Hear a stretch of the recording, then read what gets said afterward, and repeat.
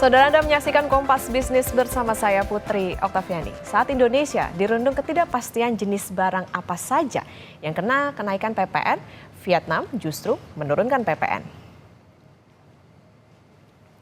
PPN Vietnam turun dari 10% menjadi 8% setelah Majelis Nasional menyetujui perpanjangan penurunan ini sampai Juni 2025. Sebagai konsekuensinya, Vietnam akan kehilangan penerimaan negara sebesar 26,1 triliun dong atau sekitar 16 triliun rupiah. Tetapi ada tujuan lain yang ditargetkan, yaitu mendorong konsumsi domestik dan menaikkan produksi dan bisnis hingga bisa menurunkan biaya barang dan jasa. Penerapan PPN sudah diterapkan Vietnam sejak tahun 2022 atau setelah negara ini mulai bergeliat dari pandemi COVID-19. Menteri Keuangan Sri Mulyani bilang pemerintah belum rampung menyusun finalisasi formulasi paket kebijakan ekonomi yang di dalamnya mengatur kenaikan PPN 12% untuk barang mewah. Sebelumnya pemerintah menargetkan finalisasi paket kebijakan ekonomi akan rampung pekan kedua Desember 2024. Sri Mulyani mengklaim paket kebijakan ekonomi dihitung dan disiapkan dengan teliti dan hati-hati. Formulasi kenaikan PPN 12% akan dikeluarkan dengan mempertimbangkan keseimbangan APBN dan daya beli masyarakat. Hal tersebut disampaikan Menkyu dalam konferensi pers APBN Kita Rabu 11 Desember 2024 di kantor Kementerian Keuangan Jakarta Pusat. Sedang memformulasikan secara lebih detail. Karena ini konsekuensi terhadap APBN, terhadap tadi yang disebutkan aspek keadilan, daya beli, dan juga dari sisi pertumbuhan ekonomi perlu untuk kita seimbangkan. Beberapa arahan dan juga dalam hal ini diskusi sedang dan terus kita lakukan ini dalam tahap finalisasi. Ini pelaksanaan di dalam menjalankan undang-undang termasuk untuk PPN. Itu pemerintah telah dan terus memberikan pemihakan kepada masyarakat luas terhadap komoditi barang dan jasa yang memberikan dampak kepada masyarakat luas. Ditargetkan selesai pekan ini, Saudara, paket kebijakan ekonomi yang di dalamnya mengatur kenaikan PPN 12% untuk barang mewah hingga hari ini belum rampung. Apa dampak klasifikasi kenaikan pajak pertambahan nilai pada barang mewah yang belum juga dirilis pemerintah ke pelaku usaha? Sudah bergabung analis kebijakan ekonomi Asosiasi Pengusaha Indonesia atau APindo, Ajib Hamdani. Pak Ajib, selamat pagi. Selamat pagi, Mbak Okta. Pak Ajib, hingga hari ini kita tahu pemerintah belum mengeluarkan detail dari klasifikasi barang mewah yang PPN-nya naik jadi 12%.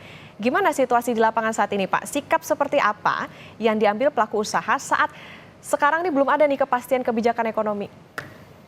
Oke, begini Mbak Okta, perlu kita sampaikan dulu tentang yang namanya PPN. PPN itu pada prinsipnya adalah sebuah jenis pajak bersifat tidak langsung. Bebannya kepada seluruh masyarakat atas setiap barang dan jasa kena pajak, tetapi kemudian yang melakukan administrasi, melakukan pemungutan, dan melakukan penyetoran itu pengusaha. Nah, itu tentang jenis PPN dulu. Nah, kemudian Mbak Okta, kalau kita lihat narasi dari pemerintah ketika ingin menaikkan tarif PPN dari 11% menjadi 12% hanya untuk barang-barang mewah, kita mencatat di sini ada dua hal yang membuat kita confused. Dalam hal ini masyarakat confused, pengusaha confused, karena masyarakat menjadi subjek pembayar pajaknya, pengusaha menjadi administrator dan pemungut pajaknya, dan kita lihat pemerintah dalam hal ini juga confused. Coba kita lihat dari dua hal. Pertama, berbicara masalah definisi. Kalau kita melihat ada definisi yang namanya barang mewah, Mbak Okta, sebenarnya sudah ada objek pajak lain yang namanya PPNBM, pajak penjualan atas barang mewah. Makanya kalau kemudian ada narasi, oh ini loh ada jenis-jenis barang mewah dan bahkan contoh-contoh yang ditampilkan, itulah contoh-contoh yang ada di PMK, Peraturan Menteri Keuangan nomor 141 tahun 2021. Itu adalah jenis-jenis dan definisi barang mewah yang sebenarnya dia bukan sekedar menjadi objek PPN, tapi menjadi objek PPNBM. Sekarang kalau kemudian pemerintah kembali mendefinisikan barang mewah untuk PPN, ini berarti ada jenis barang mewah untuk PPN BM, ada barang mewah yang untuk PPN. Jadi sebenarnya pemerintah pun kita lihat dalam hal ini juga cukup confused untuk mendefinisikan mana yang akan dikenakan pajak PPN. Jangan sampai narasi yang dibangun di awal itu PPN naik 12% untuk barang mewah, tapi ujung-ujungnya untuk semua objek yang kena PPN gitu loh. Ini kan yang kena imbas seluruh masyarakat lagi. Itu poin pertama. Poin kedua, ini berbicara masalah tata cara penghitungan dan penyetoran pajak akan jadi problem. Sebagai contoh begini, kalau kita ambil satu contoh misalnya satu jenis barang mewah, misalnya nih rumah mewah. Oke, rumah mewah dipajakin 12% misalnya. Nah, tapi problemnya Mbak Okta, untuk menghitung PPN itu sedikit teknis begini, pajak keluaran dikurangi dengan pajak masukan. Kalau kemudian pajak keluarannya 12%, pertanyaan selanjutnya adalah bagaimana supplier atau turunan-turunan bisnis yang menjadi faktor untuk barang mewah. Contoh, ketika berbicara rumah mewah, orang ketika membangun rumah mewah, di situ ada supplier besi, ada supplier semen, ada supplier ubin misalnya. Loh, ketika terjadi penyerahan barang dan jasa atas besi misalnya, itu masuk PPN 11% atau 12% misalnya. Kalau kemudian masuk definisi 11%, nah ini akan jadi problem di ujung. Berarti pengenaan pajaknya akan menjadi beban yang luar biasa buat pengusaha di ujung. Karena pajak keluaran dia atas 12%, tapi pajak masukan dia 11%. Tapi kalau sisi lain, misalnya, oh ini untuk supplier besi, untuk supplier ubin misalnya, dia dikenakan 12% juga misalnya. Maka menjadi tidak relevan kalau dibilang PPN 12% untuk barang mewah, karena semua unsurnya akan kena PPN. Ini baru satu contoh Mbak Okta.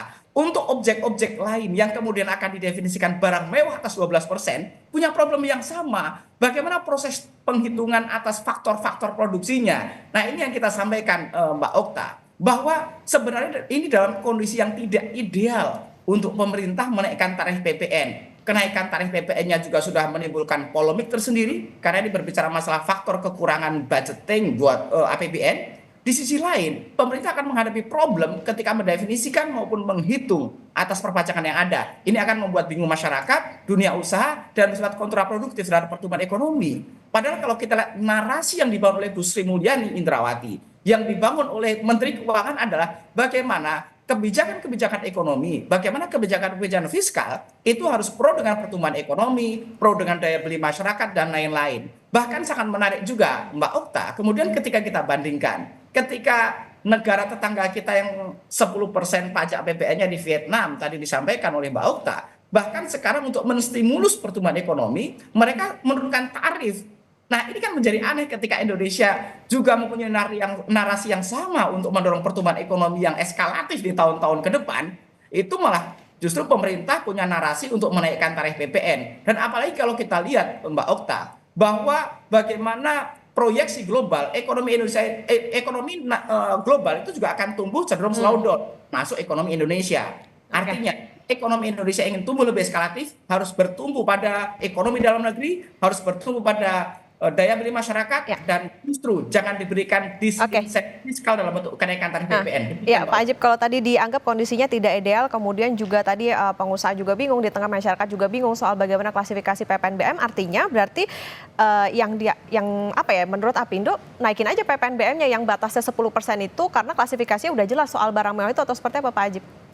Betul, kalau pemerintah konsisten dengan definisi barang mewah, jangan dinaikkan PPN-nya, naikin aja PPNBM. Karena di PPNBM itu definisinya sudah cukup jelas, PMK-nya ada, dan hanya atas barang-barang khusus, dan pengenanya hanya sekali. Ketika barang dari pabrik misalnya, dia tidak akan dikenakan atas produk-produk turunan dan faktor-faktor produksinya. Itu menjadi sebuah solusi. Tapi pertanyaannya, kenapa kemudian pemerintah membawa narasi menaikkan tarif PPN menjadi 12% hanya untuk barang mewah? Padahal ada objek pajak lain yang namanya PPNBM. Ya udah, kalau memang dengan barang mewah, pemerintah fokus saja menyesuaikan tarif PPNBM. Karena di sana ada ruang tarif itu antara 10% sampai dengan 200%. Demikian Mbak Okta. Oke, kalau tadi dianggap bahwa kondisi tidak ideal dan lebih baik naikin PPNBM-nya aja nih daripada pakai narasi naikin PPN, tapi dengan masuk ke PPNBM soal tadi menunggu juga bagaimana klasifikasi barangnya. Pak Ajib, untuk pelaksanaannya berapa lama sih sebetulnya waktu yang dibutuhkan oleh pengusaha, pelaku usaha, mengingat pungutan PPN ini kan berlaku multi stage tax. Tadi juga disebut oleh Pak Ajib soal berjenjang dari pabrik sampai ke konsumen seperti apa. Kemudian belum lagi kita bicara soal sosialisasinya nih yang sekarang juga masih berjalan, tapi di tengah masyarakat kayaknya lagi berisik soal bagaimana nanti ke depannya di 2025 dihadapkan dengan PPN 12%. Oke, secara ekonomi nasional kita lihat supply and demand aja Mbak Okta. Di mana supply kita itu sedang mengalami konstruksi. Ini indikatornya ada di bagaimana PMI manufaktur kita yang juga mengalami konstruksi selama 5 bulan berturut-turut di bawah 50. Artinya indikator ini menjadi petunjuk bahwa kondisi supply kita memang belum dalam kondisi ideal. Kalau berbicara demand, di mana kita terjadi deflasi berturut-turut selama 5 bulan, ini juga menjadi indikator yang tidak terbantahkan bahwa daya beli masyarakat sedang kurang baik-baik saja. Nah, kalau kita lihat Mbak Okta, bagaimana tahun 2025 pemerintah hanya mempunyai ruang fiskal yang begitu sempit untuk bisa menopang daya beli masyarakat. Minimal kalau pemerintah tidak bisa membantu dalam aspek dan kebijakan fiskal untuk menopang daya beli masyarakat, minimal jangan membebani lebih. Itu yang menjadi harapan dunia usaha dan juga masyarakat luas Mbak Okta. Dan kalau kita lihat, bahkan di internal Apindo melakukan survei, 4 dari 10 perusahaan di tahun 2024 ini mengalami stagnasi penjualan. Dan ini menjadi indikator juga bahwa pemerintah harus lebih konsisten untuk mendorong kebijakannya, termasuk kebijakan fiskal yang pro dengan pertumbuhan ekonomi dan pro dengan daya beli masyarakat, sesuai dengan narasi yang dibangun oleh Bu Menteri Keuangan. Jangan sampai narasinya berbeda, kemudian kebijakannya berbeda. Narasinya ingin pro dengan pertumbuhan ekonomi dan menjaga daya beli masyarakat, tapi insentif fiskalnya diberikan beban yang berat pada masyarakat. Itu yang menjadi harapan dunia usaha, Mbak Okta. Oke. Berarti gini Pak, kalau tadi disebutkan bahwa banyak pelaku usaha yang mengalami stagnasi di tahun ini, artinya penegasan berarti kapan waktu yang ideal untuk pelaksanaan PPN 12% itu? Karena kan sekarang juga pemerintah masih tetap kekeh nih akan dilaksanakan pada Januari 2025, 1 Januari.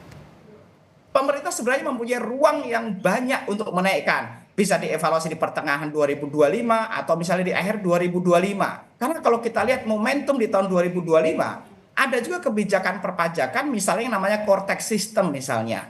Kemudian bahkan di Komisi 11 kemarin kita dengar masuk prolegnas 2025 juga ada kemungkinan tax amnesty misalnya. Banyak sekali kebijakan-kebijakan fiskal di tahun 2025 yang membutuhkan fokus pemerintah, yang membutuhkan konsentrasi pemerintah untuk bisa menjalankan dengan baik dan sukses. Misalnya udah pemerintah fokus dengan core tax sistemnya, pemerintah fokus dengan administrasinya, sambil kemudian bagaimana melihat daya beli masyarakat sudah kembali membaik. Bagaimana misalnya challenging-nya adalah selama 6 bulan berturut-turut targetnya adalah PMI manufaktur kita sudah mengalami ekspansi misalnya. Itu bisa menjadi sebuah indikator-indikator ekonomi makro yang disepakati di internal pemerintah. Bahwa pemerintah akan memberikan kebijakan fiskal ketika kondisi ekonominya sudah baik. Pemerintah akan memberikan kebijakan fiskal yang memberatkan masyarakat luas ketika memang daya beli masyarakat sudah membaik misalnya. Deflasi sudah mulai berkurang, bagaimana kemudian sekarang problem pengangguran juga masalah. Lebih dari 7 juta pengangguran yang ada di Indonesia. Dan berbicara PPN, Mbak Okta, ini nggak kenal masyarakat miskin, nggak kenal masyarakat menengah, nggak kenal masyarakat atas. Semua penyerahan barang dan kena pajak, barang dan jasa kena pajak kepada seluruh masyarakat, makanya dia dikenakan PPN. Jadi harapan kita Mbak Okta, pemerintah itu memberikan kebijakan fiskal ketika kondisi indikator-indikator ekonomi makronya sudah memperlihatkan dalam kondisi yang tumbuh atau dalam kondisi ekspansif. Demikian Mbak Okta. Oke, kalau dianggap tadi saat kondisinya sudah tumbuh bisa juga tidak harus di 1 Januari, tapi di satu sisi Pak, ini kan juga kemarin kita tahu soal bagaimana indeks keyakinan konsumen, artinya ada optimisme di sana, kemudian juga inflasi melandai. Tanggapan Anda seperti apa? Oke, kita lihat gini. Kalau kita lihat narasi yang dibangun oleh Menteri Keuangan, sebenarnya kenaikan tarif PPN lebih kepada kepentingan budgeter, lebih kepada kepentingan untuk mengisi kas keuangan negara. Coba kalau kita lihat Mbak Okta, di bulan November 2024 ini penerimaan negara kita ini memang masih sangat challenging karena hanya sekitar di angka 1.680 triliun atau setara dengan 84%. Perkiraan kita memang akhir tahun 2024 ini istilahnya itu pencapaian penerimaan pajak itu akan mengalami shortfall atau tidak mencapai target. Sekarang kita memang bisa bayangkan ketika 2024 potensi shortfall, potensi tidak mencapai target, tetapi 2025 nanti target pajaknya sudah kembali dinaikkan menjadi 2.100 triliun. Artinya kemudian memang pemerintah harus mencari sumber-sumber penerimaan sehingga potensi penerimaan di 2025 itu menjadi aman. Tetapi saya pikir untuk menaikkan tarif PPN menjadi 12% itu bukan menjadi satu-satunya cara. Masih banyak alternatif-alternatif lain. Misalnya apakah mengevaluasi kembali tax expenditure misalnya. Atau kemudian mengoptimalkan core tax misalnya. Sehingga orientasinya sama untuk menaikkan tax rasio. Tapi caranya adalah pemerintah lebih fokus untuk bagaimana menambah basis data pajaknya, kemudian bagaimana kalau istilah yang umum adalah jangan hanya berburu di kebun binatang gitu. Jangan yang orang sudah bayar pajak kemudian cukup dinaikin tarifnya. Itu saya pikir kontraproduktif dengan pertumbuhan ekonomi secara agregat nanti di tahun 2025. Demikian Mbak Okta. Oke Pak, kita bicara soal yang terjadi di Vietnam tadi juga sudah ada di berita pengantar soal negara ini kan jor-joran nih utak-atik strategi pertumbuhan ekonomi. Bahkan PPN-nya juga diturunin dari 10% jadi 8% supaya biaya barang jasa murah, konsumsinya maksimal, belum lagi juga banyak insentif dari perusahaan yang investasi di sana.